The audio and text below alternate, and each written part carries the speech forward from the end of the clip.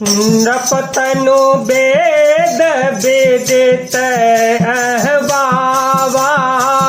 परम विचित्र विमानो बनावा गजपद भरत मातो सब राखे रही रानी दर्शन अभिलाषी चंदन अगर भार बहुआए अमित अनेक सुगंध सुहाए सरजू तीर रचे चिता बनाए जन तोर पुर सो पान सुहाए। वेदों में बताई हुई विधि से राजा की देह को स्नान कराया गया और परम विचित्र विमान बनाया गया। भरत जी ने सब माताओं को चरण पकड़कर रखा अर्थात प्रार्थना करके उनको सती उनों से रोक लिया।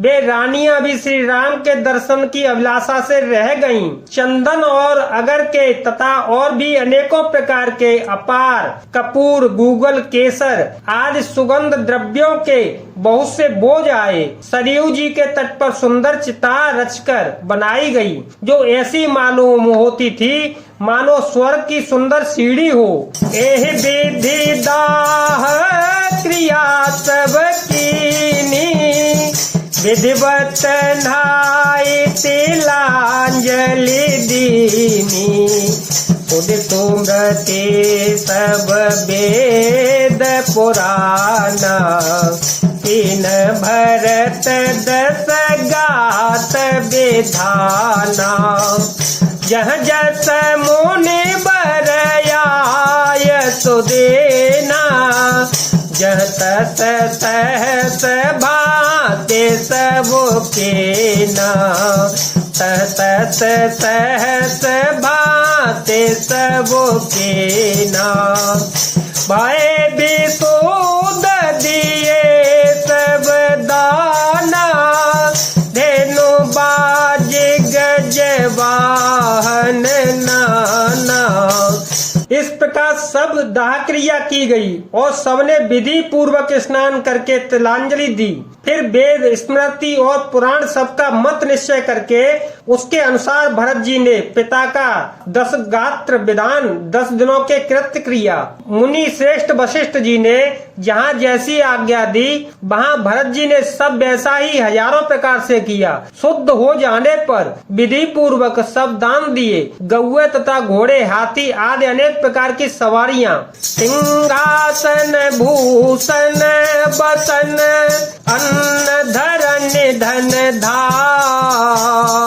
दिए भरत लहि भूमि सुर वे परिपूर्ण का मंगल भवन मंगल हारी जब हो सो दशरथ अजर बिहारी राम सिया राम सिया राम सिया राम सिया राम जय जय राम।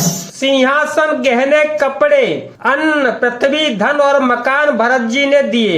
भूदेव ब्राह्मण दान पाकर परिपूर्ण काम हो गए अर्थात उनकी सारी मनोकामनाएं अच्छी तरह से पूरी हो गईं। पितो ही तो भरत की ने जैसे करनी सो मुख लाख जाए नहीं बरनी तो दिन तो दे मुनि भरत आए सचिव महाजन सकल बोलाए सचिव महाजन सकल बोलाए बैठे राजसभा सब जाई पठये बोले भरत दो भाई भरतु वशिष्ठ निकट बैठा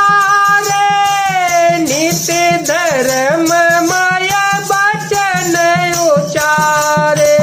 पिताजी के लिए भरत जी ने जैसी करनी की वह लाखों मुखों से वर्णन नहीं की जा सकती। तब शुभ दिन शोध कर श्रेष्ठ मुनि वशिष्ठ जी आए और उन्होंने मंत्रियों तथा सब महाजनों को बुलवाया। सब लोग राज्यसभा में जाकर बैठ गए। तब मुनि ने भरत जी और शत्रुघ्न जी दोनों भाइयों को बुलवा भेजा। भरत जी को वशिष्ठ जी ने अपने पास बिठा लिया और नीति तथा धर्म से भरे हुए वचन कहने लगे। प्रथम कथा सब मुनि बर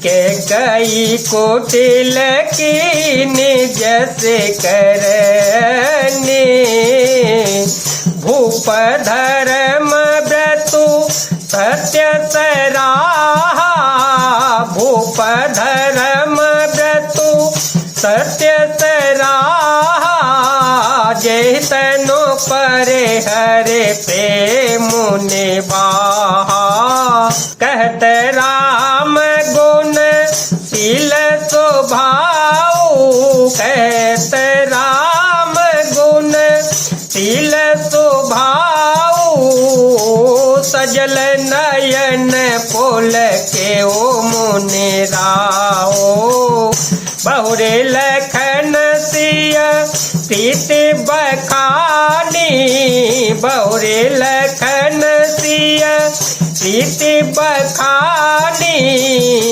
शोक स्नेह मगन मुनि ज्ञानी। पहले तो केकई ने जैसी कुटिल करनी की थी श्रेष्ठ मुनि ने वह सारी कथा कही। फिर राजा के धर्म व्रत और सत्य की सराहना की जिन्होंने शरीर त्याग कर प्रेम को निभाहा। श्री रामचंद्र जी के गुण शील और स्वभाव का वर्णन करते करते तो मुनिराज के नेत्रों में जल भर आया और वे शरीर से पुलकित हो गए। फिर लक्ष्मण जी और सीता जी के प्रेम की बड़ाई करते हुए ज्ञानी मुनि शोक और स्नेह में मग्न हो गए। न हो भरत भाभी प्रबल बिलख कहे मुनिना हानि लाभो जीवनो मरनु जसो अप जसो विद्या मंगल भवन मंगल हारी धवो सुदशरथ अजर बिहारी राम सिया राम सिया राम सिया राम सिया राम जय जय राम। मुनिनाथ ने बिलख कर दुखी होकर कहा, हे भरत सुनो, भाभी होनहार बड़ी बलवान है। हानि लाभ जीवन मरण और यश अपयश ये सब विधाता के हाथ में है।